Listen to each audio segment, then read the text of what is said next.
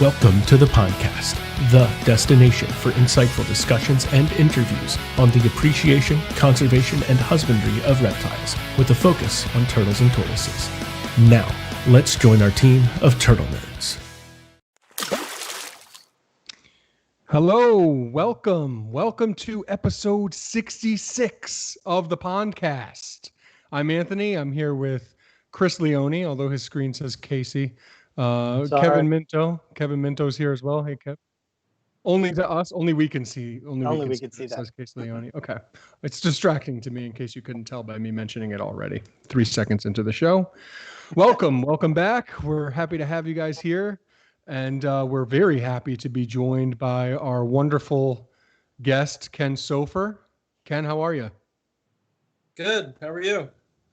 Doing real good. We're happy to have Ken here. Ken is a friend of ours. He's a really good friend of Chris. Chris can't really speak a sentence without mentioning Ken Sofer. And he always says, you do. It's sweet. It's true. It is. You know what? I'm not going to hide behind my feelings. It's true. But he'll say things like my buddy Ken, or he'll use the full name Ken Sofer, like it's one word, because I do. He used to think it was. I did. Right? That's a good story. Yeah. Go ahead. Keep going. Tell me that story. I want to hear it. Let's go. Well, was it the Turtle Forum days? Right? Yeah. It was the Turtle Forum days, and I thought he had two first names. You know what I mean? Like, in Talladega Nights, when they're like Ricky Bobby, like, come on, he's got two first names. Well, that's I started calling Ken that because I thought it was like one, I thought his name was Ken Sopher. Like Christopher, Yeah, that's what's funny about it. It's like, okay, they really like the name Christopher, but it was too common, and they really like the name Ken, so they combined them and came out with Ken Sopher. Yeah. That's really good. It doesn't sound terrible. It's not that outlandish. It's not. I've heard sillier turtle people names, that's for sure.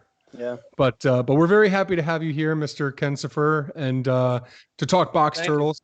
Ken is a box turtle expert. How do you feel about that label, being called an expert? The more I learn that I don't know much about them. So Isn't that I don't know if anybody can ever be an expert. I feel dumber and dumber every year I keep them. I hear that. So one thing I want to start with too, just as a disclaimer. So, and Ken, I hope you don't mind me saying this, but you're a relatively private person. You don't put yourself out there. You're like, it's funny that you and Chris are so close, and maybe it's like an opposites attract sort of thing, but you have a much different approach to doing this than he does.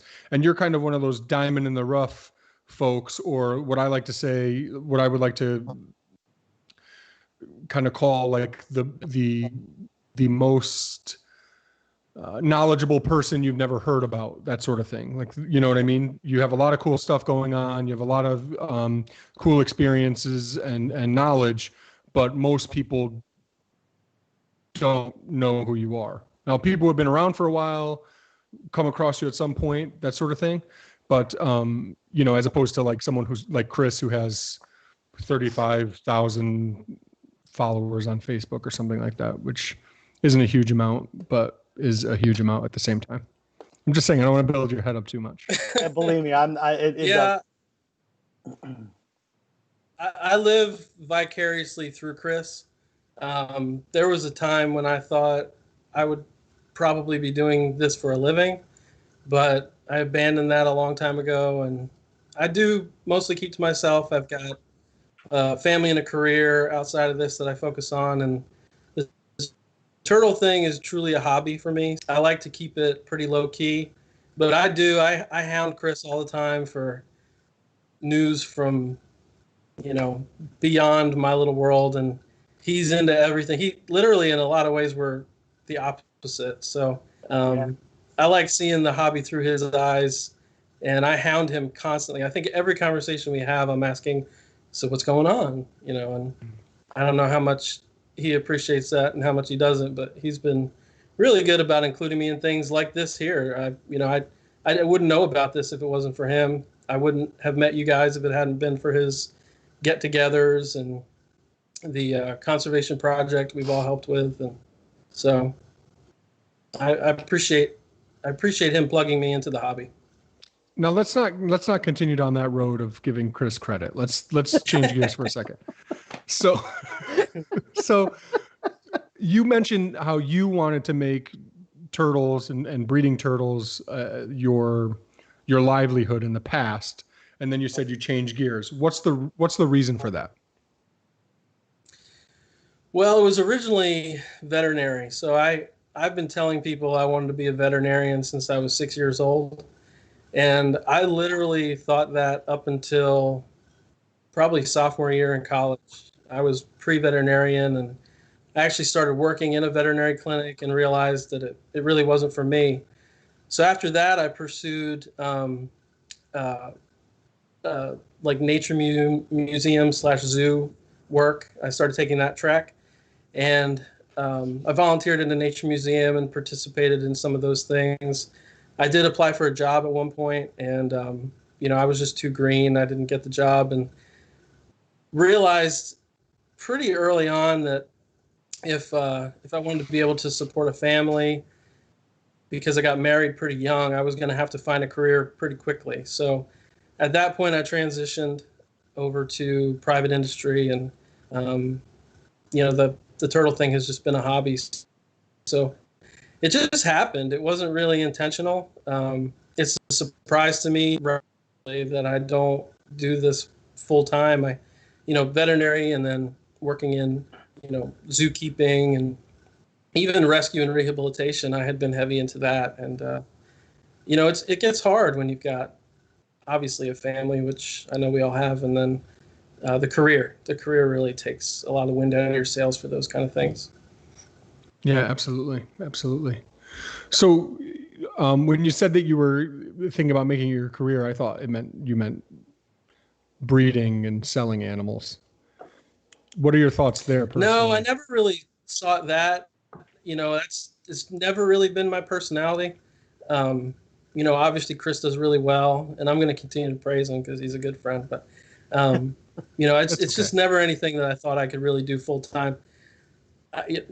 Being in the career I'm in now, I realize that sales is not my forte. I'm not a good salesman, and selling animals would have been probably the worst career choice for me, because I think I would have just kept every single one of them, and I wouldn't really make a single sale. Right. You're going to send those? No. Yeah, not to you, right? Yeah, no. Chris, can you speak to that a little bit as somebody who? Well, absolutely. And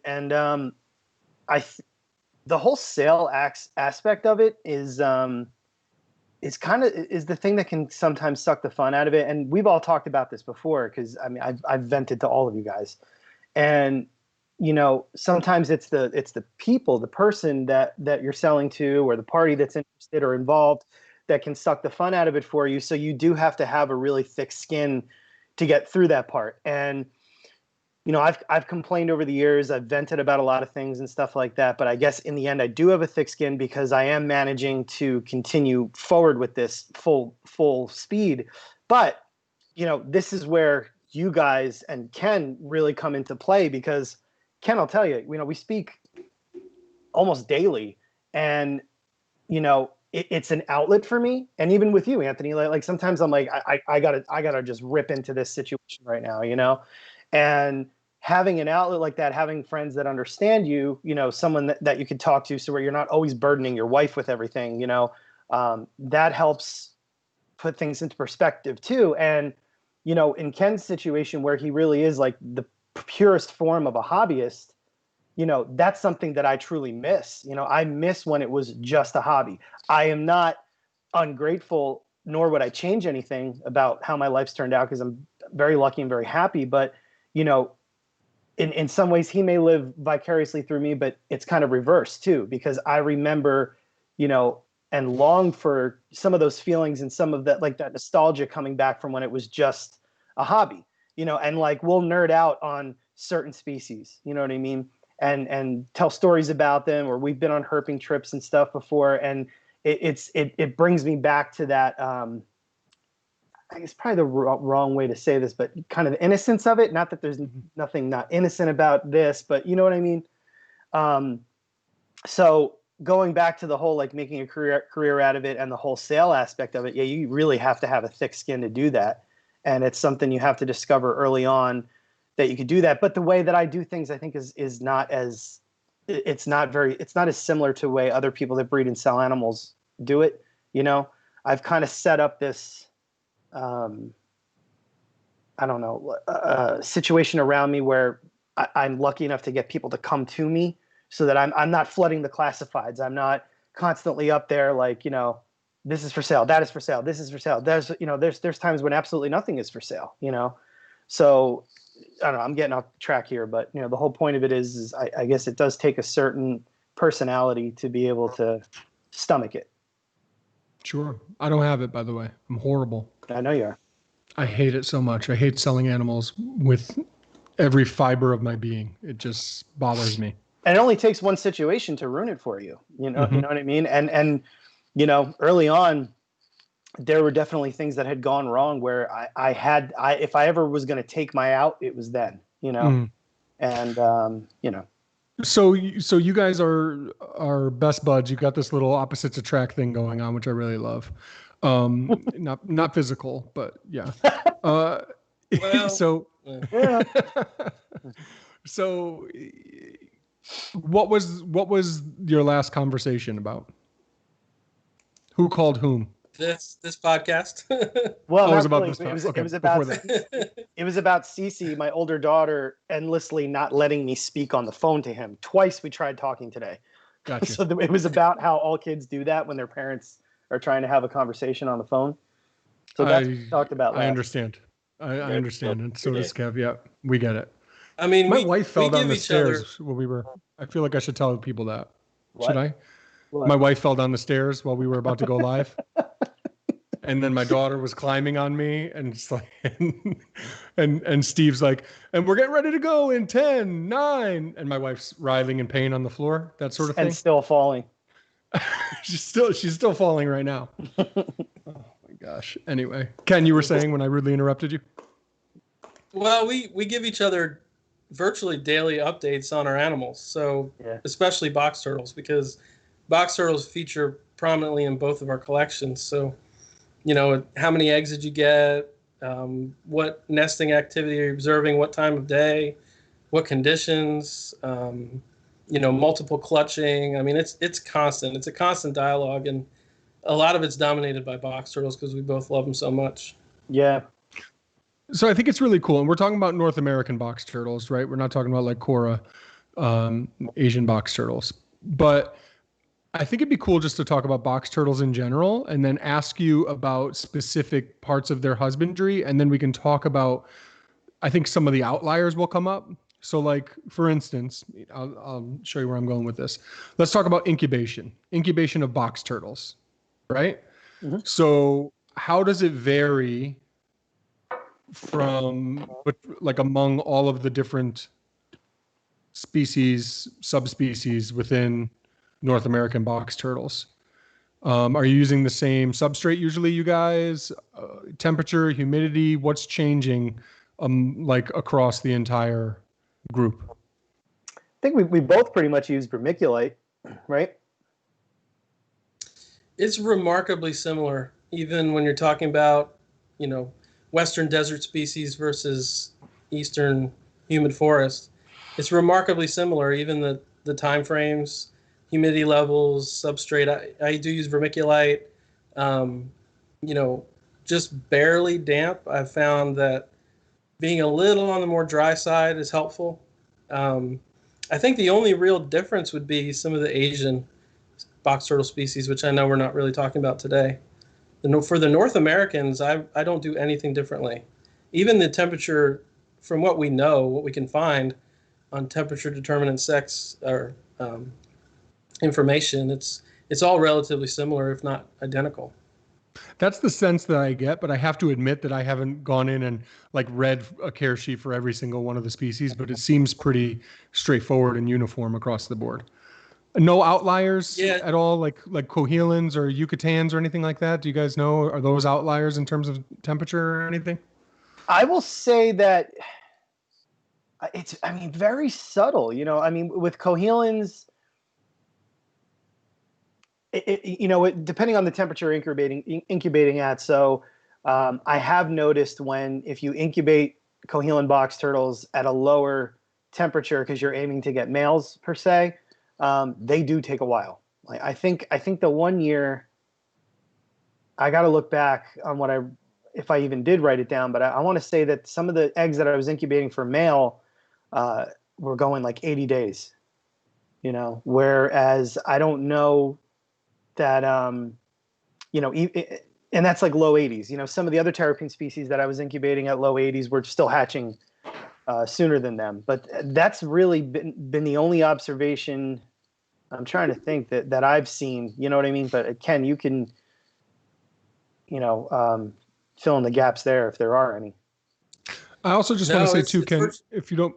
I'm sorry about that. Just a quick disclaimer. Mhm. I'm not saying that you guys keep all of these, because I know there's stuff that you don't keep every single type of box turtle, but I consider you guys both to be box turtle experts. So I'm just asking you what your knowledge is of them all. Okay, continue. Sure. No, for me, it's virtually identical. I don't really change much except for some of the Asian species because the eggs I've gotten from them have been hard shelled. So I've noticed if it's too dry, I see the yolk kind of separating from the outside of the shell, and then if it's too wet, I'll see some splintering as the hard shell tries to expand. Other than that, for all the North American species that I do keep, it's the same. I incubate exactly the same, and I even get similar. It's not just published data on sex determination. I've done this long enough that I've actually been able to see it in turtles that I've raised. I've been able to see my own sex ratios, and it's virtually identical, which is pretty amazing if you think about it. You know, even with some of the terrapin species that Ken had experienced before me with them, and I think the first time that I had gotten desert box turtle eggs, I think I remember asking you like, how do I incubate these things? And you were like, the way you incubate your Eastern box turtles, your gold, and I was like, you're kidding me. And he was like, yeah, do it that way. And they hatched, So it's one of those things where, you look at the morphology of all these different box turtles and you can see why they are different species or subspecies. But then, there's that whole taxonomic argument of, what should or shouldn't be merged. And then when you look at the reproductive status of some of these animals and even the different, the data that is compiled from it, like being able to incubate pretty much all of them exactly the same, you could start to see why there's certain influence in wanting to merge them. You know what I mean? Like some of them, in certain aspects, there are real similarities, and I guess the incubation of the eggs is one of them, because it's basically straightforward. There's no diapause or cooling period or anything, And the desert and ornate box turtles even appear to choose to nest in a way that positions the egg in conditions that might be more like those of their eastern counterparts. So, they dig a far deeper nest. And if you think about it, they're probably doing that so that the eggs can get in a more favorable location for incubation. I mean, they dig. I mean, I've had nests from desert box turtles that have been 8 inches deep. And, thinking about it sitting here, it might not sound very deep, but when you actually dig it out and you look, there's just this monstrous hole compared to what you're used to getting from Easterns. Can you describe, just for people who don't know, a little bit more about the process that both the desert and ornate box turtle use to make their nest? Because I think a lot of people, especially that if they do end up experiencing it for the first time, they have absolutely no idea that a nest is coming because it doesn't start the way other terrapin, like, everybody has an Eastern box turtle, and that's not how it begins. Yeah, sure, absolutely. We and I do have friends, obviously, that keep both, and a lot of the folks that keep them out west seem to miss the nesting, and I think it's a function of how they nest. So the typical eastern box turtle of the various subspecies, you know, humid, rainy afternoon, or just a really pleasant afternoon, evening, you know, they'll begin digging somewhat out in the open in, you know, moderately loose soil, and they're out in the open. You can almost always see them. Sometimes Floridas will nuzzle under a bush. They seem to really like to nest in covered up, or they'll even sometimes dig a little bit into the grass where you can't see them very easily. Right. But ornates and deserts will actually begin to dig a form the night before. So they do that frequently. So you think that they're just kind of nestling in for the night. But what I've seen over the years is that it's much more substantial. The form that they're digging is bigger and wider. It's kind of half moon shaped. It's got soil around it that almost looks like coffee grounds, because they're just kind of, you know, just scraping gentle particles away and pushing them out. And you'll actually see them digging well after dark, which is usually a pretty good sign that they're starting that nest. And then once they dig that form, you know, they're kind of sitting in it somewhat flat, maybe a little bit tilted. At that point, they'll begin to do the actual side-to-side nesting motion that you see typically of easterns. So I've also heard of them, you know, laying in burrows. I haven't actually been able to see that, but I've spoken with some guys who researched them, some people that research them out in New Mexico, and they say they do routinely nest in burrows. So I don't know if they dig that form, but everyone I've ever had of the ornate and deserts, they dig a nest that way, and it's really something. They usually finish up, you know, a lot of times they'll finish up by first light. So if you're not keyed into their, you know, the fact that they are gravid, they behave differently, you've got to watch that. And then keyed into them digging that form. If you come out in the morning, they could just be sitting on a mound of dirt. You might not notice that they're actually in the act of covering. Sometimes it'll extend longer into the day, depending on the soil, how dense it is, and the turtle itself. It's amazing. Yeah, right. It to see it too for the first time, you're like, what the, you know, it's and I think, you know, when you were talking about like the soil consistencies and stuff, you know, these turtles that are coming from the western portion of our country are, you know, they're coming from areas where the surface is going to be a lot sandier and drier. So the fact that they're going down head first to make this form, like you said, they're putting the eggs in a very similar situation that the box turtles on the eastern half of the country that are coming from humid forests and stuff where they don't have that kind of problem can just put them just a couple inches down, in some cases just below the surface. You know, if you get an eastern three-toed Gulf Coast or Florida box turtle nest and you are too aggressive trying to get the eggs out, you don't realize, because the nest is so shallow, your finger can go right through an egg right away. But that's not the case with Ornata and Luteola, the desert and ornate box turtles. But they're trying to get the eggs into that, you know, humid microclimate. So right. It's amazing that they it's that, and that part of it is very different from the box turtles we're used to seeing over here. Super interesting. And then when you look at the eggs themselves and the hatchlings, so when an ornate or a desert hatches out, in my opinion, it looks like a head-started eastern box turtle. They are bigger, they're faster, they're stronger. Mm-hmm. You know, the ornates obviously in the deserts lay fewer eggs typically. So it seems like a lot more energy is put into having really strong, robust hatchlings. I mean, they're in a lot of cases they're double the size, and they're just substantially more robust straight out of the egg. And I'm sure it's a function of the fact they have to dig out of such a big nest and they have to live in some fairly harsh conditions right away. With less cover too.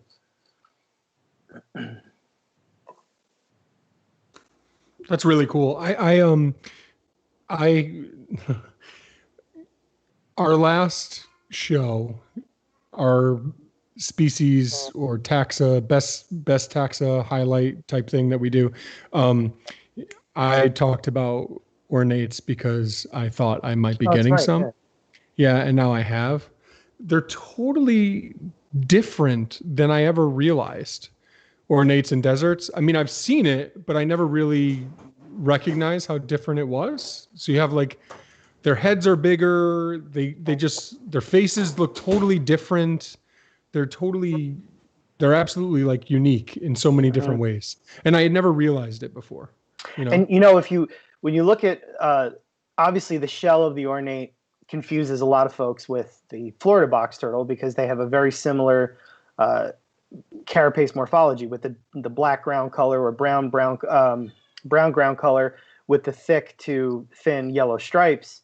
And there's obviously some differences that can be brought up about the shell, like the dorsal stripe of the Florida. But all you have to do, like you were saying, look at the animal's head, and it's totally different. The Florida has a narrow, petite head, and while the ornate has a very robust, in some cases, very, very large head. Yeah, I was just surprised by it because I've seen so many box turtles, and it's like how much of it had just gone over my head. Even just, I knew about desert box turtles and their nesting behavior. Obviously the desert is just a subspecies of the ornate. I didn't realize that ornates were doing that too. So there's just a lot of stuff that I was learning recently. I like to think that I'm a pretty well-rounded turtle person, and I try to research a lot and learn a lot and kind of be a sponge as best I can. But like, there's a lot of box turtle stuff that has just basic stuff that has gone completely over my head. Mm-hmm. Just saying. So I'm excited. I'm as excited about it as anybody about. And Anthony, if it's gone over your head, then that's really saying something. I didn't even know I was setting myself up for a height joke. Yep. That was good. I deserve that. Yeah. Ken, I have a question for you. So, yes, sir. In ornates is the only species that I've seen where, and I have very limited, knowledge of this in general, but very, very small. So there are some small ones. So I had an adult male that was maybe 4 inches, and I had that twice, actually, 2 different animals. I've never seen another species where they've been that small. So is that something that's because of like where they live traditionally? Is that a question? He said I have a question, and he just made a statement. Yeah, Ken's like, cool. My question part. No, they because of the habitat where they live and whatnot. Like, is that? It's a good question. I mean, I think about it a lot. As silly as it might sound, I do think about it a lot. Ornates are. You're right. They're tiny. They're substantially smaller than the deserts I've seen.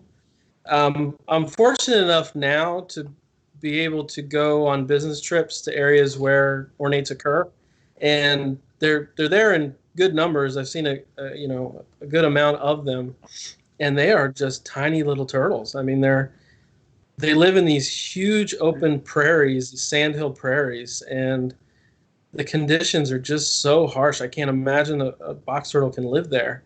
And they just do so well. And they, after, quick monsoon thunderstorms, they'll just fly across the road because they're just, so little and compact and flat. And they're really something. I really don't know why. I can't imagine why. I know that there was a prehistoric turtle out there that apparently was similar to Ornata, and they were just much, much larger. I can't remember the species name on them, but they were really, really big. I think they occurred primarily in Nebraska, which is where ornates. Were they bigger than Putnami? I think so. I think they were pretty sizable. I don't know. It's been a while since I looked it up, but I wonder the same thing, Kevin. I wonder why they're so tiny. Yeah. For viewers that may not know what we mean, the terrapine Putnami, right? Am I saying was it a terrapine? It is, yeah. Yeah. Is an extinct giant box turtle, and there have been. And anybody can correct me if I'm wrong here, because I'm very foggy in my memory of this, because I haven't read about it in a while. But Putnami is very similar to the Gulf Coast box turtle, and there have been some genetic studies to find out if some of these massive Gulf Coast box turtles may possibly still share the DNA of the extinct Putnami, correct? Yes, Thank you. I read that. I'd Okay. like that. So if You have wrote that? No. Oh, wow.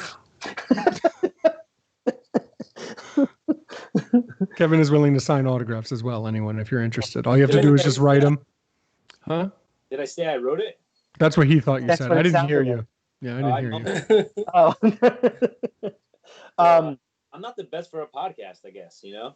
But regardless of that, We're figuring this out now. Yeah. It's like Kevin's 50th episode. Yeah. Yeah. That's Well, it. You know, we see these miniature box turtles. You know, it seems to be prominent in Ornata, but we see it in other box turtle species. I mean, some of the Florida box turtles, they're like little eggs. You know, and there's some small males and really small females. There's certain even some of the box turtles that we see around here. They're really tiny. You know, and they're old. They're ancient adults. You know. And even three toads, we'll see small ones like that. You know, one of the males that we have here of a three toad he's the oldest one in the group by far, and that he's maybe 4.5 inches. You know, so it seems to be more of a trait associated with Ornata, but small examples. You know what I mean? Do seem to be So I'm gonna pull a picture up. I'm gonna send it to Steve in a minute. If we could pop it on screen. There you go. Of what, your small Ornata? Yeah.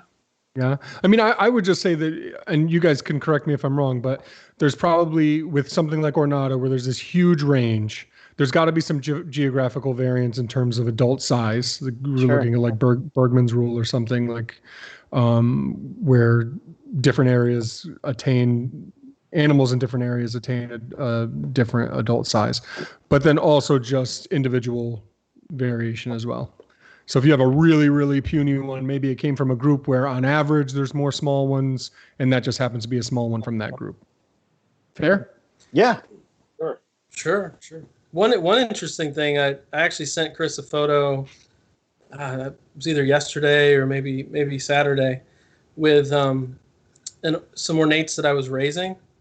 And it was a snapshot that shows the you know what? Maybe basically an adult female on the bottom and the young one that I've been raising that was her offspring kind of sitting on top of her. And the interesting thing is ornates and deserts appear to grow at about the same rate, at least at my house. And but the ornates will reach maturity so much more quickly because they quit growing, when they're 4 to 4.5 inches and maybe 5. But the deserts will get up above 5, sometimes nearly 6. So they have to grow for an additional couple of years before they get to that size. Very interesting. And that just supports. Go ahead. There you go. That's Kevin's small one. That supports the stance that turtles mature. Obviously, we all know and agree with the fact that turtles mature at a particular size, not a specific age. I just sent this pic that Ken is talking about to Steve. I just emailed it to him. I don't know if we can get that. You guys are shown. making Steve work hard tonight. Yeah, like sorry. It really is a cool photo. I could have just saved it earlier and sent it, but I'm sorry. I'm sorry. He said give him a minute. I don't know if can people hear Steve? Steve, can people hear you? No, they can't. Okay, no, Steve is talking, just so everyone knows. Steve is talking, so we all get awkwardly quiet while he talks to us, and people who are watching are like, what the heck's happening? I can't do it. I just feel like I need to fill the space when you start talking. But I also feel like I'm being rude. Like you start to say something, I'm like, blah, blah, blah, blah, blah, blah. Okay. Yes, you are. He's still talking in my ear right now, so we can have information. He's still doing it. He doesn't. Steve, I don't know if you know how difficult it is to do that. Unless I'm copying you, like we're doing like a punked thing, and you're feeding me what to say. Because I just want to repeat what you're saying to everyone, so they know. Just so everyone knows, Steve is saying. Yeah, I got to do that too, because especially when if something is being written in the chat that we need to see, like these bubbles that keep popping up from you guys. Oh, you do. You're the worst with that. I am. I can't help it. You read it every time. You're in the middle of a great thought, and you're just like, go, yeah. I knew it. I knew it was obvious because I'm literally yeah. can't help. It just it pops up. I need to read it. I need to see it, but I can't do two things at a time. I'm sorry. It's what I do if I'm talking to my wife and a text from one of you guys pops up about something turtle related, and I just totally our conversation goes out the window, and I become a bad husband. You're allowed to see the comments then at all. Yeah. People are going to start on. They're going to be like, "Oh yeah, look, he's reading something." Well, just know it's very rare that a comment pops up and it's actually something that matters for what you're saying in that moment. So just ignore it. Right. Yeah. If you're talking. Do we have that photo, Steve? Just about. Just about. He said just about. There it is. There it is. All right, Ken, reiterate for us. You're going to let everyone know. Oh gosh, that's good. Yeah. So that's there's an adult female I'm holding on the bottom. Obviously, I mean, my hands aren't huge, but she's a pretty small turtle. And she's obviously fully adult. She laid eggs. One of the eggs hatched into the juvenile that's sitting on top of her. I guess I should call it a subadult female. And I mean, that subadult female will probably be laying eggs in maybe 2 years. And in the desert, that same size would be probably 5 years away. And again, this is all just anecdotal stuff from my little world. This obviously has no reflection necessarily on what's going on in the wild. It's just what I've observed keeping them. So how old is that subadult female that's on top of the offspring? 3. Wow. Awesome. Can I ask how you're growing them? What the keys are? Sure. Let's see. I think I recommend to everyone to develop a really good solid food. So they're, if you are able to go out and collect bugs and feed your box turtles exclusively bugs mixed with fruits and vegetables and maybe the occasional pellet, obviously that's ideal. I cannot do that. I have not been able to do that for some time. So I've developed certain mashes, and it could be really the base is any pellet, any commercially available pellet that I will blend in meats, fruits, vegetables, baby foods, and that's the staple. But I do, try to vary the actual things that I blend into it, and I try to vary the types of pellets that I use. I try not to use the same thing every time, but I'll make a bowl of it and scoop it out and distribute it, and they just love it, and it does really well. Growth is fairly natural, and they're bright and healthy, and I've raised quite a few box turtles up to breeding size, and they lay eggs of their own, and it's worked out really well. That's a really good segue right there for something that I think we should bring up before we get to the mailbag. Ken is one of few people, at least that I know, and I do know a lot of people that, do what we all do here. He's one of the few people that has successfully raised box turtles that he's hatched on his own to adulthood, to sexual maturity. And I think one of the outstanding questions that everybody gets all the time is, how long does it take? Now, I know we're not talking about a massive population of animals here. We're talking about one person's personal collection and the animals that are being reproduced in there. But going off how you're feeding them, how you're raising them, and your knowledge of them, what advice can we give people viewing this podcast? Just how long does it take some of these box turtles to reach sexual maturity? Because, you hear it all the time, whether we're talking about these guys or we're talking about the wood turtles, it's, they got to be 15, 20 years old before they're going to lay a single egg. That may be the case in the wild, but what are you seeing? Again, anecdotally, just my experience. The Western varieties,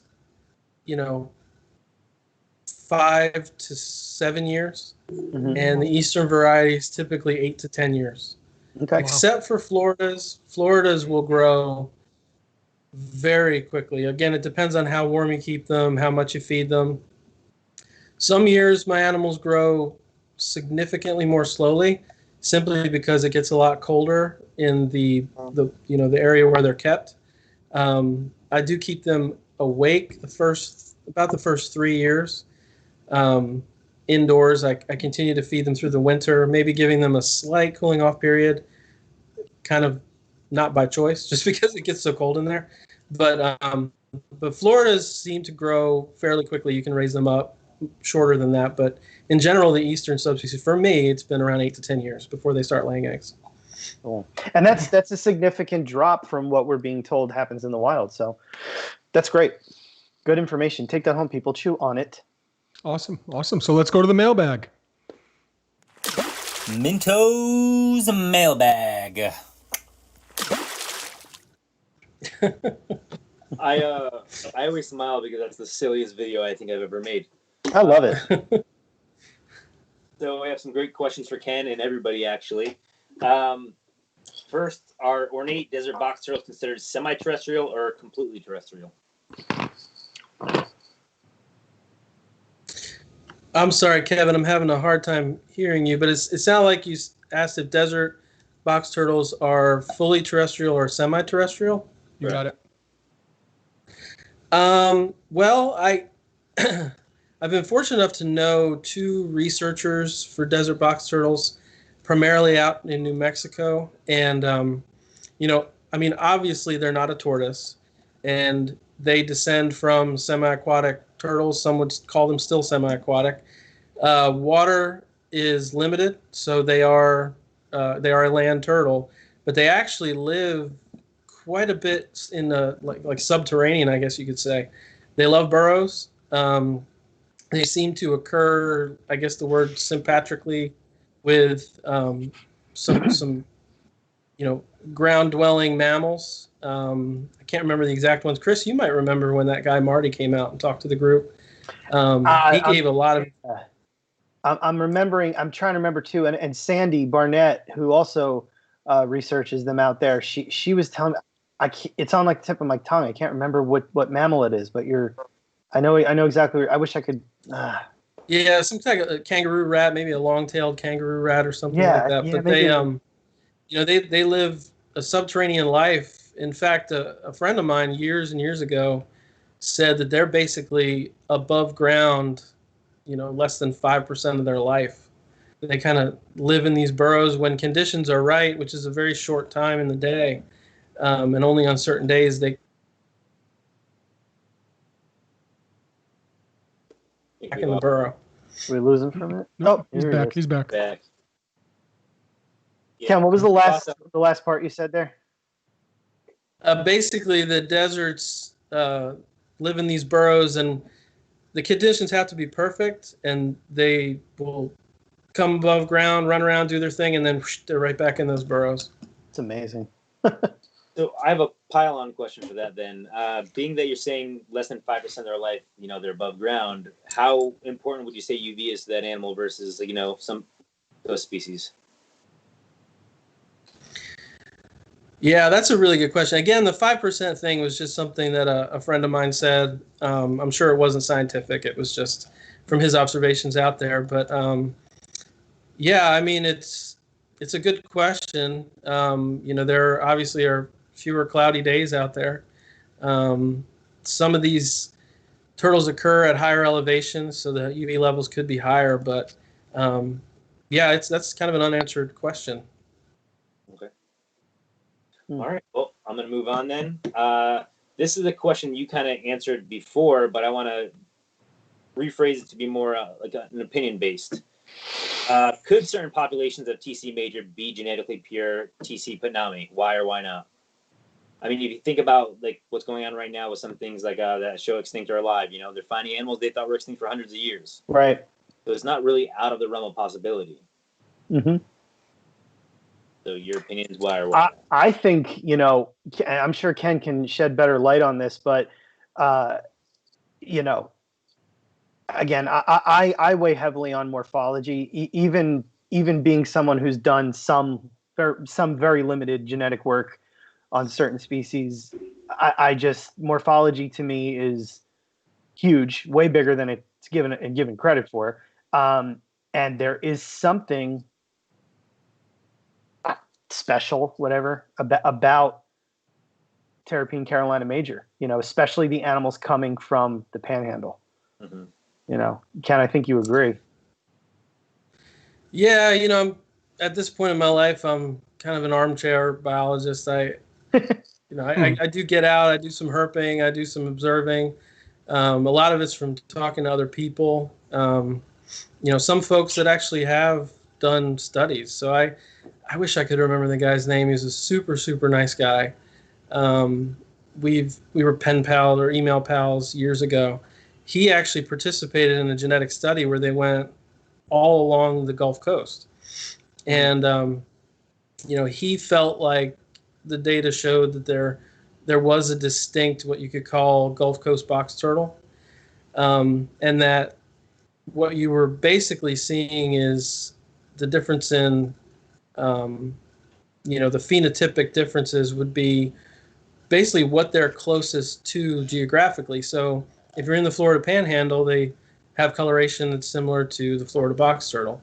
If you're in like Alabama, Mississippi, parts of Mississippi, they'll be similar to, more similar to eastern box turtles. And then when you get over to Louisiana, down into, extreme parts of, the Gulf of Texas, the far east of Gulf of Texas, they're tan because they're closest to the three-toed box turtle. He seemed to think that that was a pretty reasonable explanation, and that a lot of what we might think as Putnami is actually in the Gulf of Mexico, underwater. So what we're seeing now is basically just kind of the margins, the margins of integrating. And you can see that I actually keep, I have two distinct groups of Gulf Coast box turtles.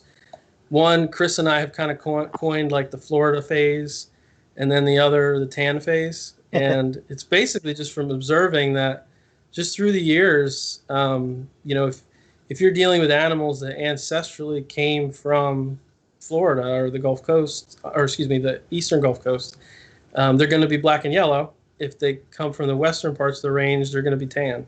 Mm-hmm. And there are quite a bit of differences between how they look and even how they behave.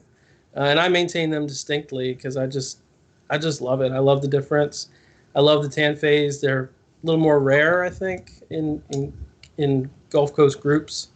And I was fortunate enough to see them after the floods from Katrina. I was able to go down there, do a little bit of helping out, and then also do some herping. And I was able to see them in the wild down there, and they're really distinct, in my opinion, from the Florida Gulf Coasts. Super interesting. So it's kind of a mess, but it creates some interesting stuff. It's very interesting, and you know what?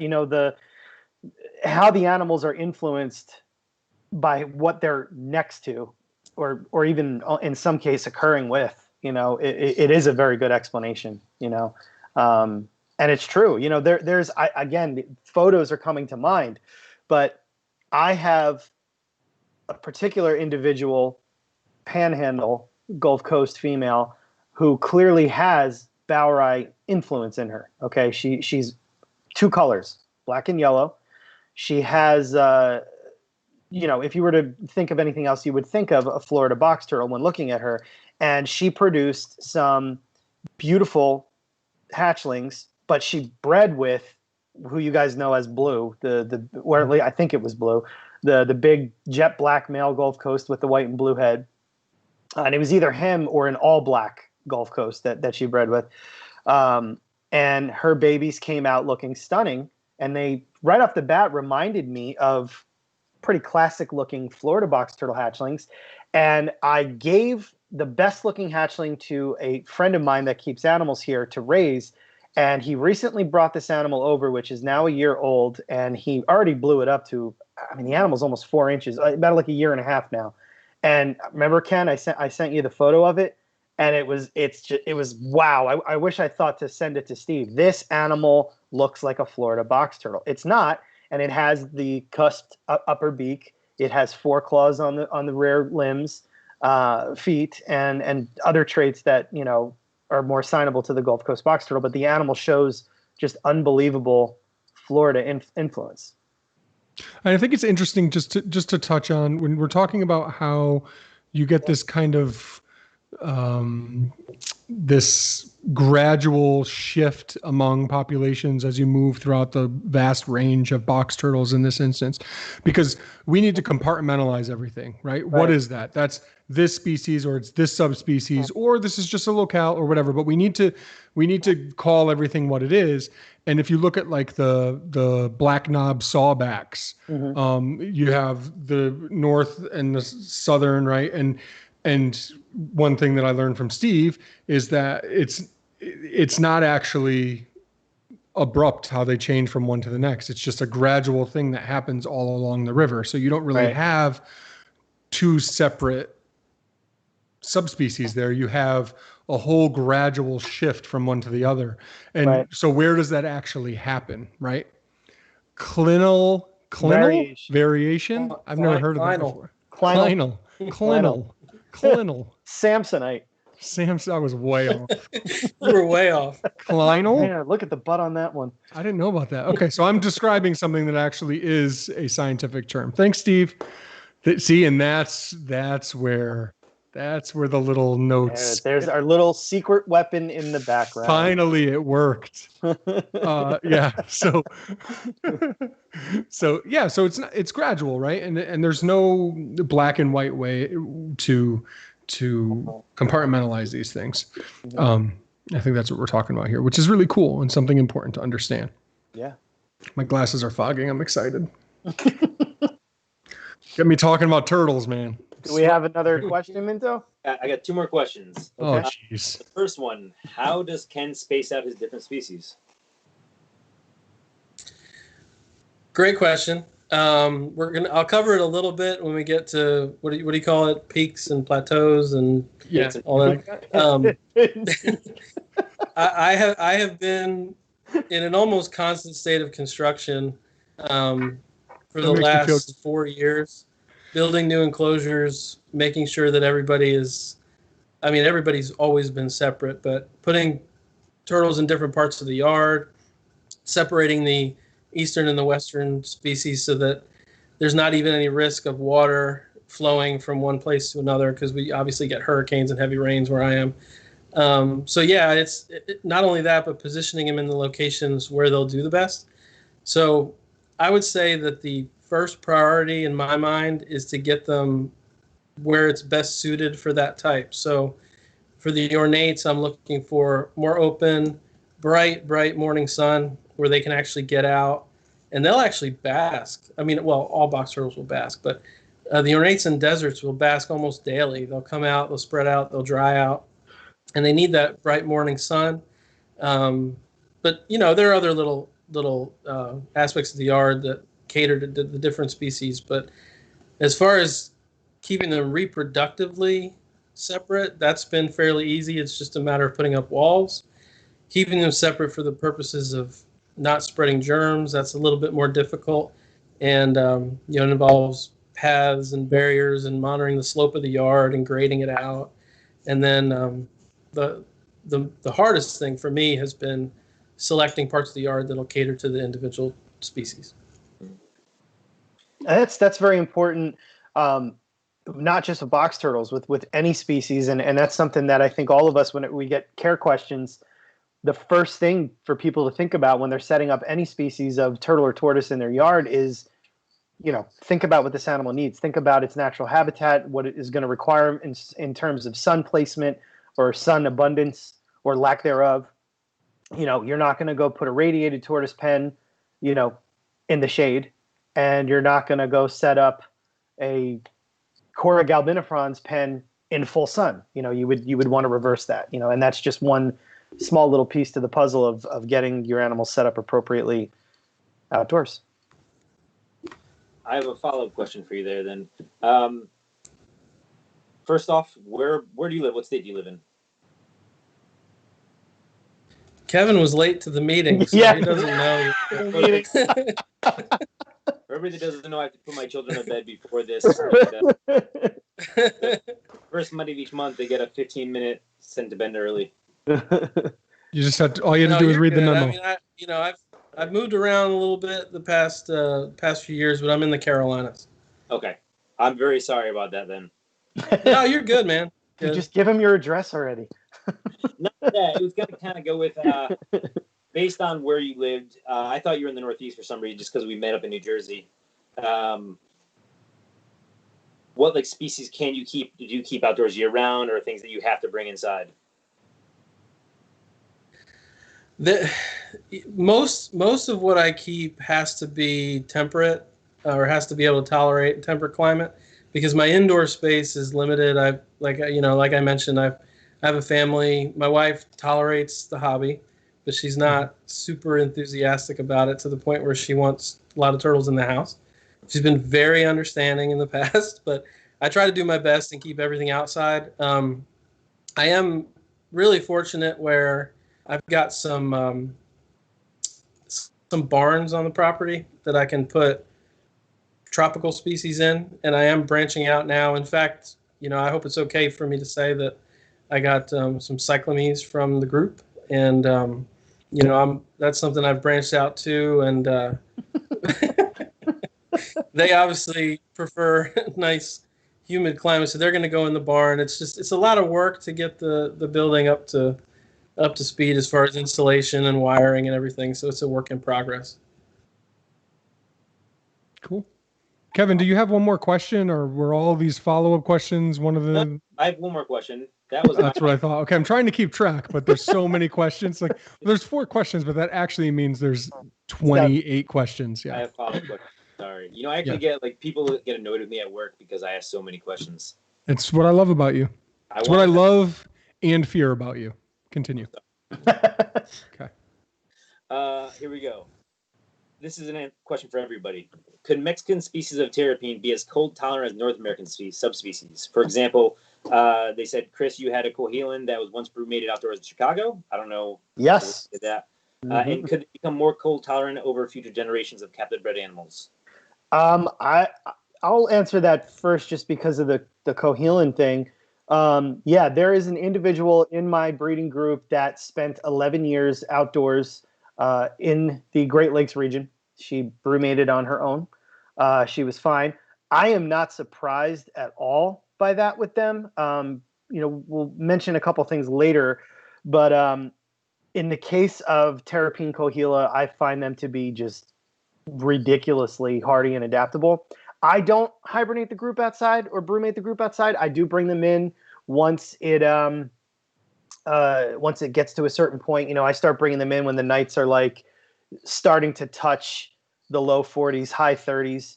I think the coldest I've let them get is probably like 38, 39 at night. Wow.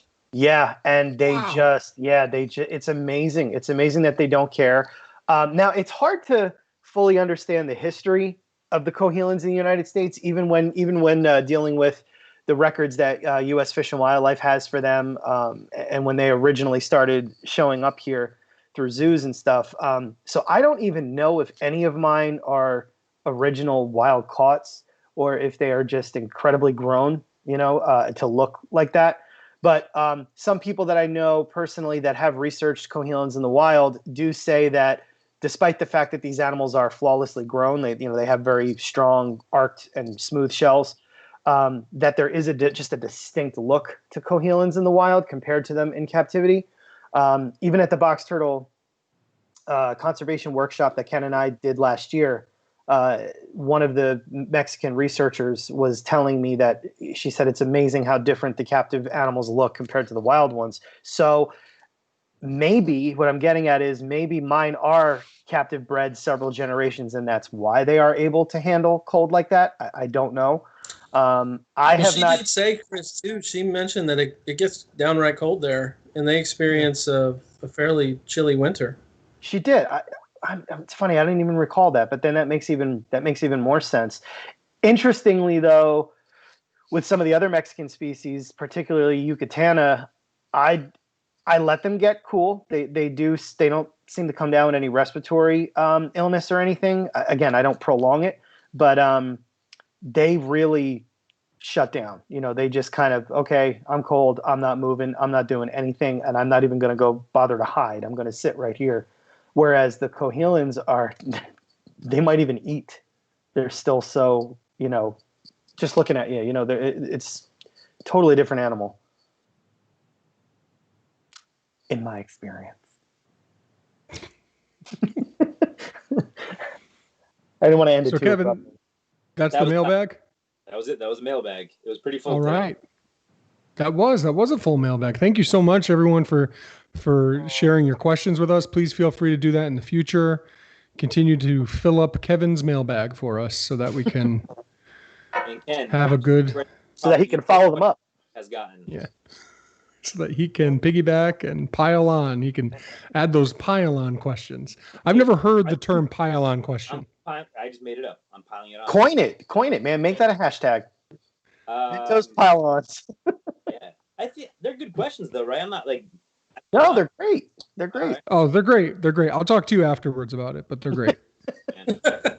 Come to my See office. me after class. Oh, Classic. Oh, let's keep this show rolling here. We're an hour in, and I'd like to get to our next feature, if we can. Steve, are you ready for that? he said he's Okay. ready.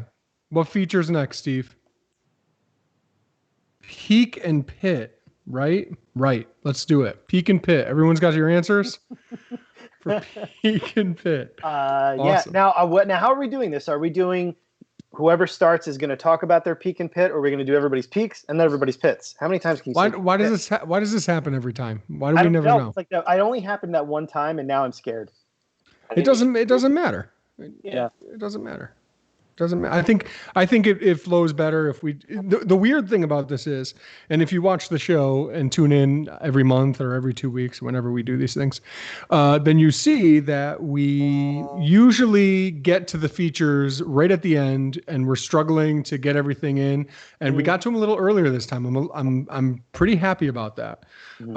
So yeah, that doesn't mean we should lollygag now. And Yeah. Steve is cringing as I'm saying this, but No, he said he's so proud, actually. let's start with peak and pit. And who would like to go first? I'll go first. Kevin Minto. There you go. Make Yeah. up for. Yep. Save some face here. I like it. I'm going to pile on some questions for him. I hope so. Awesome. All right. All right. So my pit is just that I've had no eggs yet. I have a gravid female, only one gravid female, terrapin, but no eggs yet. It's been a slow season. By this time last year I had a lot more. That's my pit. I feel horrible. Continue. You're killing it, man. I'm I about feel to because that's. take some eggs. I don't mean to. Just so I you don't know, mean no picture to- for that. Yeah.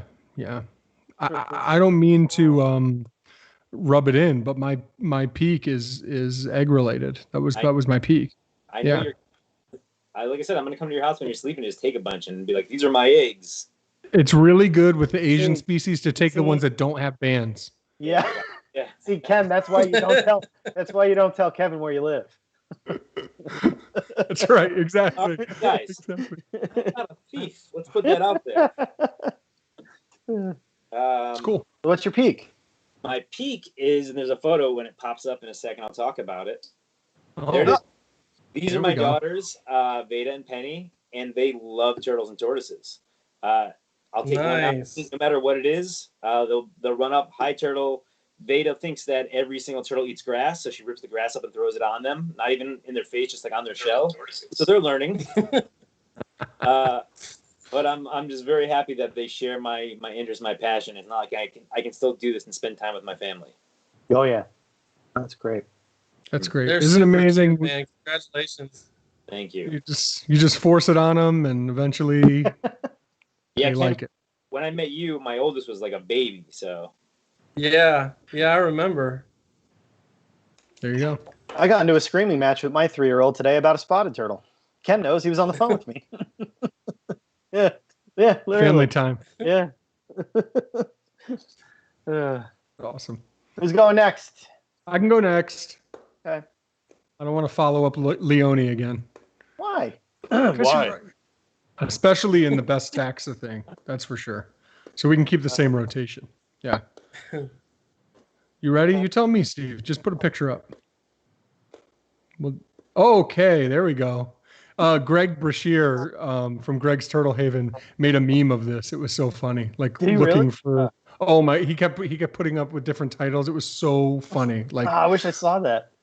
look what was I can't even remember any of them now, but they had me rolling. Like trying to find I don't know, looking for the crap that I gave. I don't know. Okay.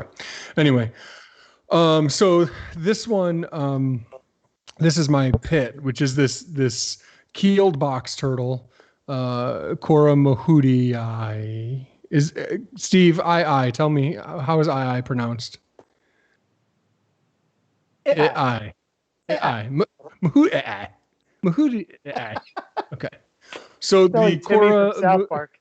I'll call it a mahudii, Cora mahudii, the jagged-shelled box turtle. We had a sick one. This is one of the really cool things that now I work in the veterinary field, and I get to play with this sort of stuff. My hospital just does small animals like dogs and cats, but being able to see, that was the turtle's blood cells under the microscope, actually pulling the blood. That's pulling the blood.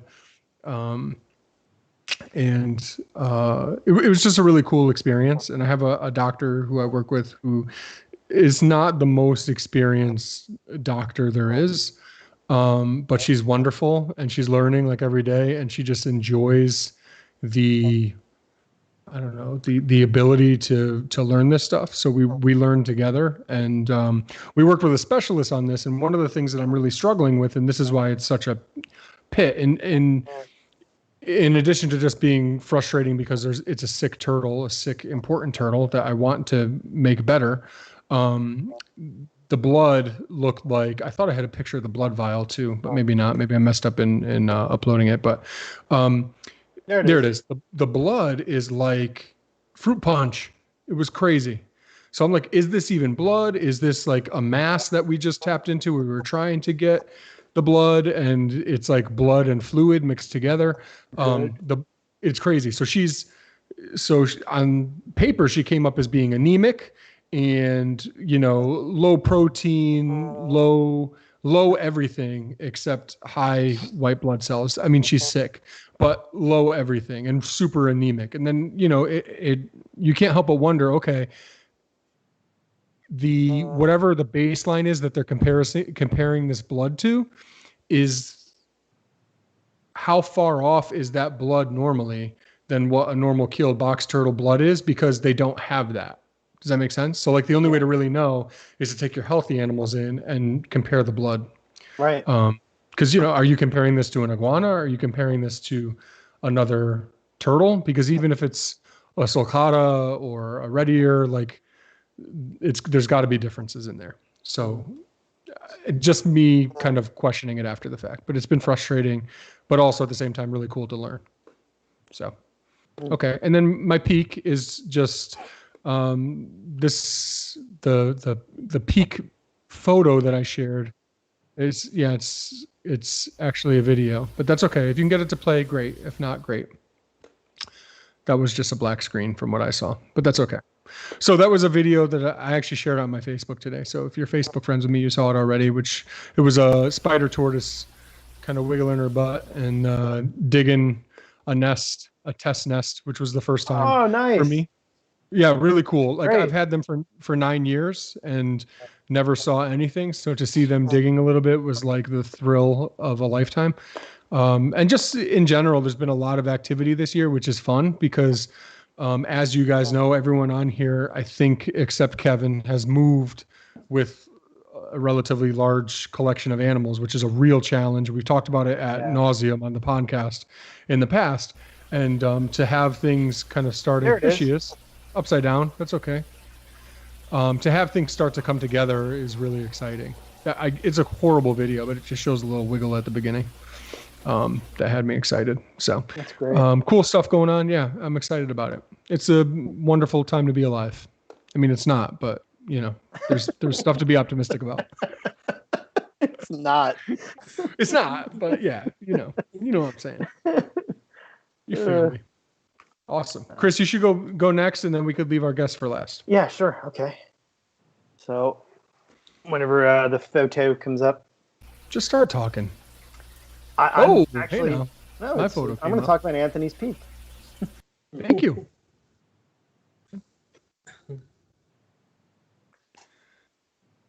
There we go.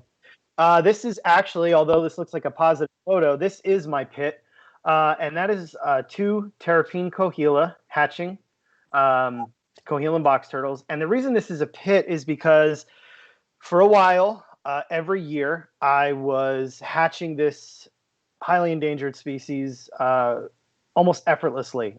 They've proven to be very prolific when kept under the right conditions and when the right male is in the picture. So if you were at the Box Turtle Conservation Workshop last year, then you know exactly what I'm talking about. I'm a member of the species survival plan for them with the stud book, and I had to unfortunately transfer my bulldozer of a male out to one zoo, and the male that I received in return from a different zoo turned out to be afraid of his own shadow and still is to this day.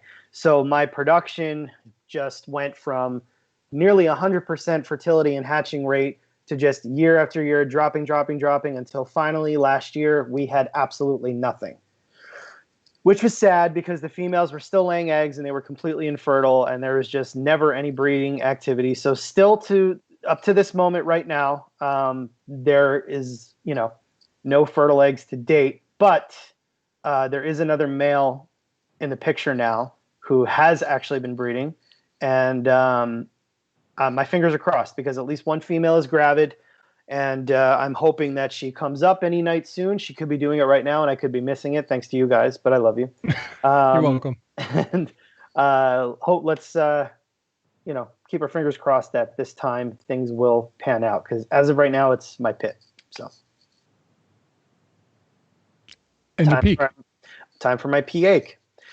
This is my peak, and what you're seeing here are Florida box turtles coming up out of the substrate in the base of the cold frame that I brumated them in. I successfully brumated my entire group of Florida box turtles outside here in New Jersey. Oh my God, New Jersey, but it's freezing there. It's not, but it can be.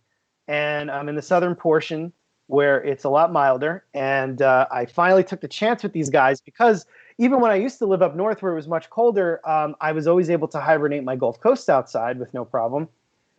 So I finally pulled the trigger this past year, and that was great because it was one less setup that I had to put in my building and have heat lamps on and whatnot. Every single individual came out of brumation with flying colors. They are the picture of health. They're breeding. The eggs are fertile, and I'm really happy about it because that's a couple heat lamps that don't have to be turned on again this winter. So that's my peak. It's got to be great for them too, right? Instead of being moved indoors to a warm building over the winter, like, because even if they were in Florida, they would still get a significant cool down between summer and winter. Yeah, I think being restricted to the cold frame, which is it's 8 feet by 2 feet, and just the natural sandy soil here on the coast, I think it replicates things a little bit for them. And they were definitely getting cold. I would check the temperature on like some real bad cold snaps, and it was freezing in there. But I think it just kept them just a little bit warmer than if they were to just be able to, go nestle in somewhere randomly in the pen. So I'm not going to do away with that. I'm going to make sure that they all make it back to the cold frame, just like I do with a lot of the tortoises that brumate outside here. But it's exciting. It is really awesome to just, not have one loss from that little experiment. Thank you for answering my pile-on question. Hey, you're welcome, Kevin. I mean, Anthony. And that leaves our esteemed guest. Take as much time as you like, Ken. Tell us everything. Okay. I'm not sure which one Steve's going to start with. Do you always start with one or the other? He just does what he wants. There you go. Okay, so that's my pit, literally and figuratively. Fair. So the pit for me is, it's blended with the peaks, which you'll see in a moment. But I work for an essential business. I work in food production, so we ran our plants all through the coronavirus quarantine. But I'm fortunate enough where I was able to quarantine myself for the most part and work remotely. So I spent the quarantine building enclosures and digging ponds. So that was a photo of a partially dug pond. I'm really happy I was able to do it. I was able to build some of the pens that I've wanted to build since I was a kid, but it's been a tremendous amount of work. And the pit part is the fact that I'm looking out there now and I'm seeing how much work I still have to do. So that's my pit. Cool. So we can go to the. That's literally my pit. That was great. The kids. I have 3 kids, and man, they love to play in the ponds when I'm building them. It'll rain hard and they'll begin to fill up, and then unfortunately at some point they know as soon as they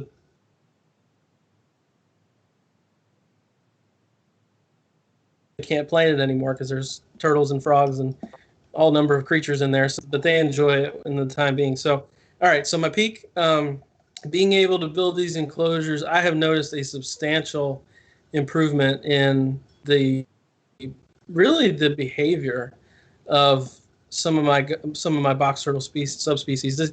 This is a Florida phase, black and yellow phase Gulf Coast box turtle. She's enormous. She always lays for me, but this year she is on clutch number 4. Wow. And that is not something I've ever experienced. And I mean, all of my Gulf Coast females are on clutch 3 or 4 now, and they have not done that literally until the year I put them in these new enclosures. So, it's been just really fun and exciting to see.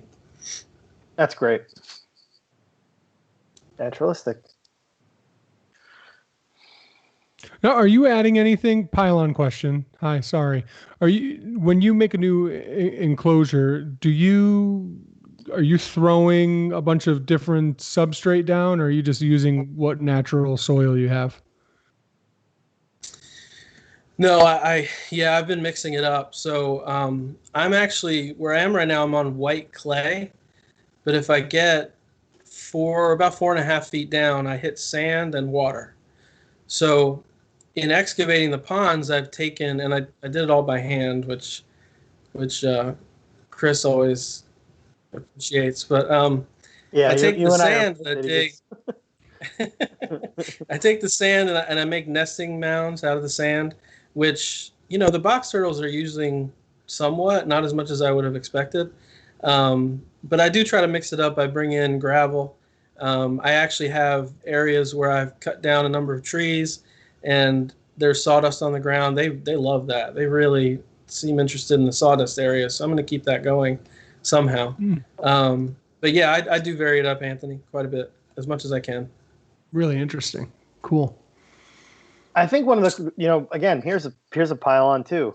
One of the coolest things about how Ken is doing these enclosures with these ponds is, like he said, he's digging that far down, he's hitting water, and the ponds are filling up, and they're as natural as a pond can get. There's no liner. There's no cement. There's no preformed pond in there, and that's something that I wish I could do here if I could dig 30 feet down, probably, but that's been the most impressive thing for me. He's just digging these mammoth ponds that are just, gets to a certain point and they fill up, It's great. Yeah. Super jealous. I'm lucky. It was funny when we were looking at homes out here. I kept asking the realtors, what's the water table? And probably about half the time, the water, what? What are you talking about? Do you want to buy the house? So we should get into our last feature here. The best species spotlight or best taxa question that we answer at the end of every show. So we each already have our answer queued up. We'll go in the same order as before. Steve, do we have a timer for each one? It will come on screen and we should be able to see it.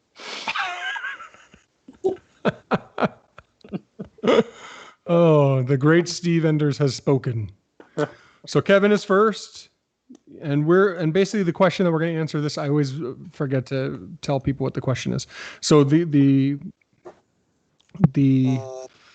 question that we're going to answer, or the thing that we're going to highlight, is the basically the box turtle that has our hearts for each of us. And we don't tell each other what our answers are. If you remember back to the episode where both Kevin and Chris picked Aldabrators together. That was awkward. It was awkward. Yeah. So this could happen this time as well, because we're talking about box turtles. We want to stick to the box turtle theme. So yeah, that might happen, man. What are you going to do? Deal with it. It's all good. It's all good. Yeah. You want first thing, in case I inadvertently copy you again? Me? Ooh. Yeah. No, you're going Go first. first since I copied you, There's 4 of us here. Who are you talking to? Hey, you had every right Chris? to pick Aldabra. You had every right to pick Aldabra. That it's a new venture for you, and I'm happy for you. Thank you. I'm enjoying it thoroughly. All right. So if Steve wants to cue up picture number 1. There it is. Yeah, this is a 3-toed box turtle, Terrapene Carolina triungus. And this picture was from this morning. I just went outside. It was just hanging out in the water, halfway in the water, halfway out. And the reason I love this species so much is that they're not shy at all. Like I can get in the enclosure. I can walk right up to it, and this animal does not cower. None of them do. They'll walk right up to me. Heck, these are the only turtles that I have that actively try to like attack me and bite me, because they're always hungry. I'll feed them nonstop, relentlessly, and they'll just eat and eat and eat and eat. So they're very, very, exciting to me, because they're always moving around. They're always checking stuff out. They hunker down when it's like really, really bright outside. They go to the corner where it's shady. But it's a really cool animal. And what a lot of people don't like is that they're pretty brown for the most part that you see, but there are some standouts. If you pull up the next picture, the third one, Steve, this is a photo from my buddy Matt Healy. That's like, Whoa.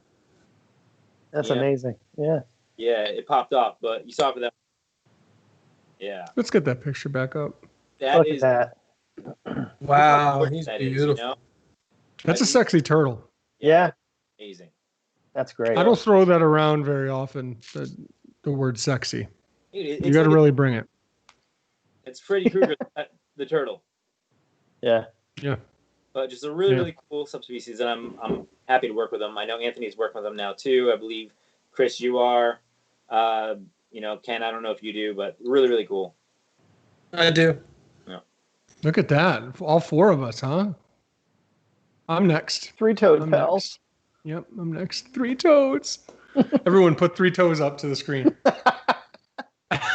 My countdown's already going, which is fine. I don't all our viewers. It's fine. I don't like throwing in this whole 60 seconds worth of information. I'm not as good as you guys. We're going. Yeah. Did we do the same one? Yeah. Oh, okay. Well, I won't say much. I'll just give my experience. Go ahead. Who cares? I love Cohelan box turtles. I really do. And I've only ever kept them indoors, which is different than your experience. And I just love them. Like kind of Kevin was saying, they go right for your jugular, man. They want to kill me. When I peek around the corner, they're coming chasing after me for food. And they've just been really hardy. And there's something about drab turtles, 3-toads or Pacific pond turtles or Cohelan box turtles. Like there's a subtle beauty there that is just so striking to me. Yeah. Like if you look at the eye of a Cohelan box turtle, it is like beautiful. Nothing else, so I pick them because they have my heart. Follow that, Chris. Don't threaten me with a good time, brother. Can you deal with that? I also picked the Cohelan box turtle. What's interesting is this can actually be linked to Ken Sofer as well, because the first time that I got Cohelan box turtles, Ken and I were actually out in Minnesota, and we were there for the Minnesota Herpetological Society meeting, and we actually got to go out in the field with the DNR to research some turtles out there. But that was the first time that I had these coming in. I wasn't even home to accept them. My wife was. And that began a not lifelong, but last few year journey with producing this species. I've been in contact with a lot of the researchers down in Mexico to help them with the head starting program and let them know everything that I know. They're hardy, they're beautiful, subtle beauty, but it's there. The eye is amazing, the personality is amazing. The morphology is amazing, and they are an aquatic box turtle. Even though they have all the morphological traits that fit into the terrapin genus, they are in fact suited for an aquatic life. Sleeker shell, narrower body, and they can swim just like a painted turtle. But when you put them on land, they behave just like an eastern box turtle. So there you go. Terrapin cohila, they have my heart. They have my heart. Look at that. How many seconds did I have left? 3? Son of a... Boom! That was pretty good. This is why I didn't want to go after you. Oof. You know, what movie is it? Is it Old School, where Will Ferrell debates and he blacks out? That's what just happened. Whew. Yeah. That's how you debate! Sorry. Have at it, Haas. Okay, so I was told that we were allowed to have a tie, so I couldn't follow everyone's instructions. I had to pick a tie. So this first one is the tan phase of the Gulf Coast box turtle. I talked about them a little bit. I'm just super excited to have a good solid group now. It's taken me a long time to put that group together. They're really beautiful, similar to what Anthony said. They just have this earthy beauty. It's not flashy. It's just, I just love it. This particular male, you can't really tell, but his head is blue. I don't have the best camera, and his shell is just this kind of rich coffee cream color. Beautiful turtle. They, boy, my time is really going down. Don't worry about it. The second one is the desert box turtle. I'm just so happy to be able to keep and breed them so far outside of their natural range. It's been a lot of work, but it's very rewarding. And that was about a 2-year-old, I believe, in the photo. Excellent.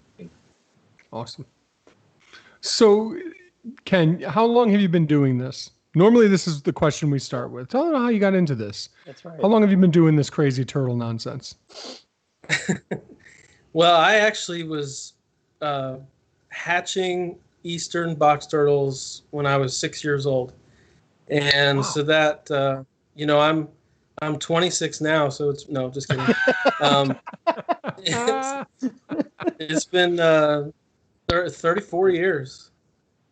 Wow. And everyone's doing the math in their head. How old is Ken? Yeah. Sorry. So my father was always into animals, and I've always been into animals in general. I loved toads. I would chase toads around our yard. My parents would have to bring me in kicking and screaming at night because that's when the toads come out. And he brought a turtle home that he rescued off the road, a box turtle, when I was in kindergarten. I remember we went on a field trip, and we came home, and he was messing with his garden. My father was messing with his garden in the backyard, and he said, "Go inside and grab the box that I have on the counter." And I ran in, and I remember picking up the box and hearing something slide and thud against the wall of the box after I picked it up and put the box down, and just was overjoyed that there was an animal in there, and it was a turtle. And he had fixed the garden so we could put the turtle in there. And he would rescue them off the road on his way to work. We would keep them for a few weeks, and then we would let them go where he'd found them.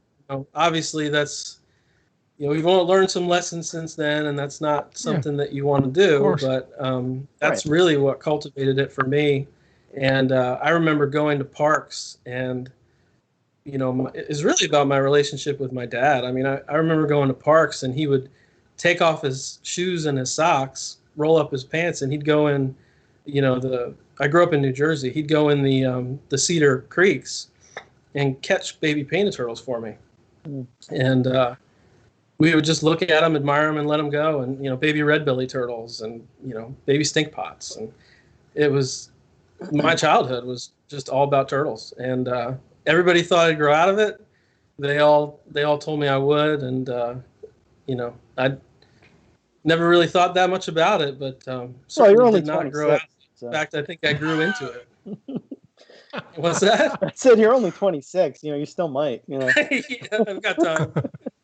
I think those stories, we should do a whole podcast episode, if you guys all think it's a great idea, of just stories like that, how these childhood stories that just imprint on you. And, just you telling me that, and, you've told me all these stories before, but it brings back, my first memories with box turtles, and that was my first turtle memory, was an Eastern box turtle, so I don't know if that's the case for you guys, but I think that would be something fun to do, because those stories that just, that really brings back, the nostalgia and the fun, and you remember why you're doing what you're doing, and like you said, like that's how it cultivated for you, So what are your, if we can have Ken kind of like a closing thought for the show, maybe some advice that you want to give to some up and comers, or kind of your thoughts on where this hobby is going, or the world for turtles, or that sort of thing, like a Ken Sofer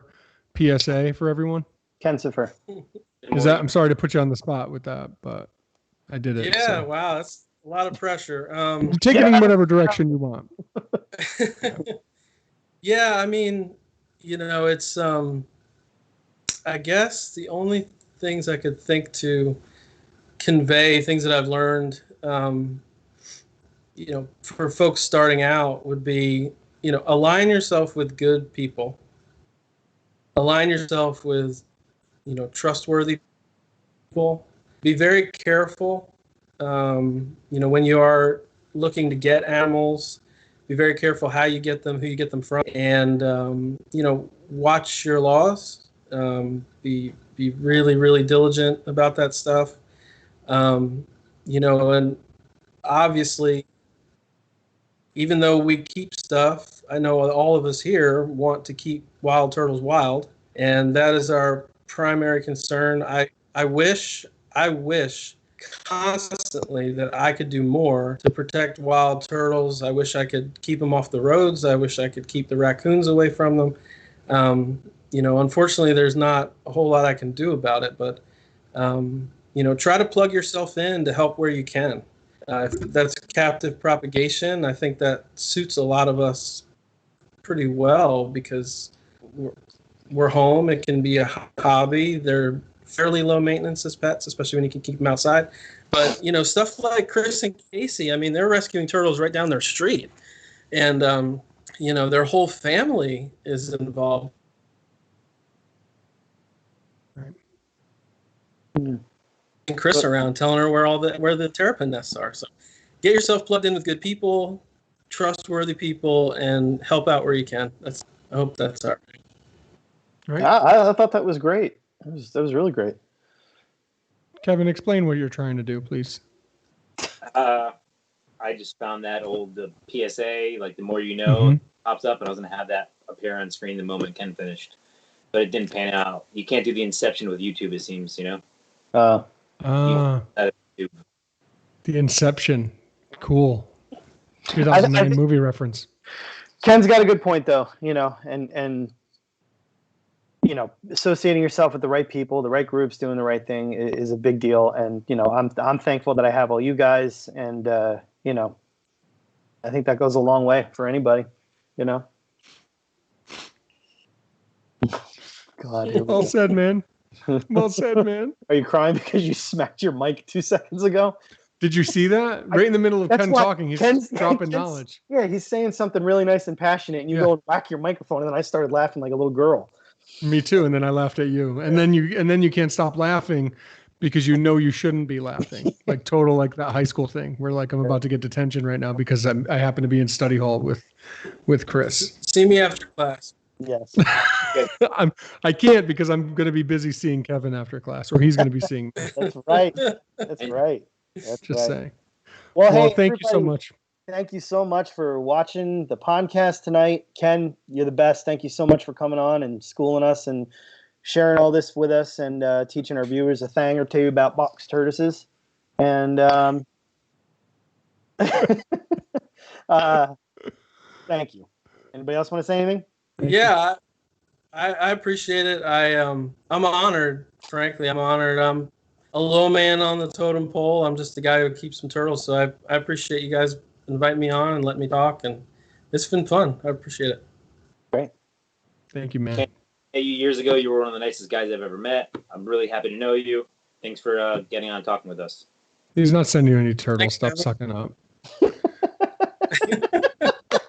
You're so mean to him. My God, it's so funny. But All night. It's funny because if anyone knows me, I'm the nicest person, and I would never talk to Kevin like this in person. That's I the know. funniest part.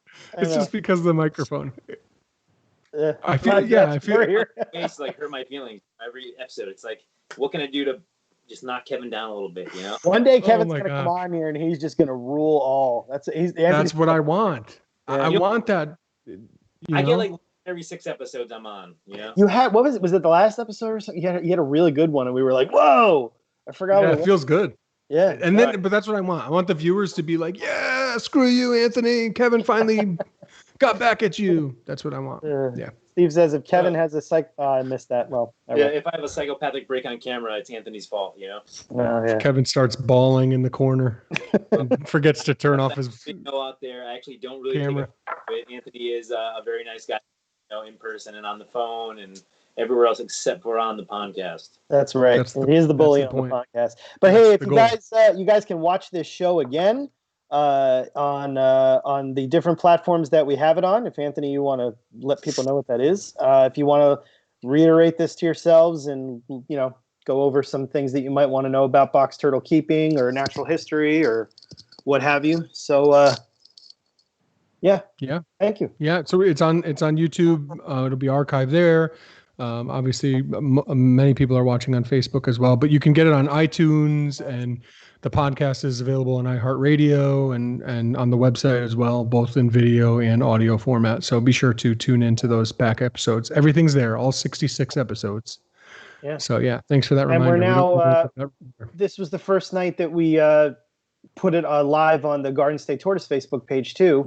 So That's if you really hate Anthony and you want to watch it from a different platform, there you go. That's true. That's true. I love you. I'm just So I kidding. know you watch it. I love you too. Ugh. Thank you guys. Appreciate you. Thank you.